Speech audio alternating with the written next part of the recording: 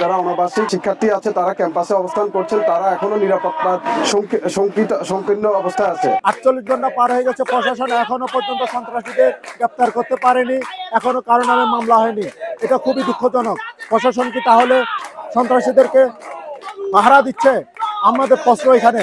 আর প্রশাসন এখনো তাদের ব্যর্থতা স্বীকার করেনি। আমরা এই প্রশাসনের ব্যর্থ প্রশাসনের পদত্যাগ দাবি করছি। আমরা চাই বিশ্ববিদ্যালয়ের ক্যাম্পাস শতভাগ নিরাপত্তা নিশ্চিত হোক। আর চট্টগ্রাম বিশ্ববিদ্যালয়ে শতভাগ আবাসন না থাকার কারণে, আমাদের আবাসন সংকটের কারণে আজকে আমাদের ভাই বোনদের ক্যাম্পাসের বাইরে থাকতে হচ্ছে।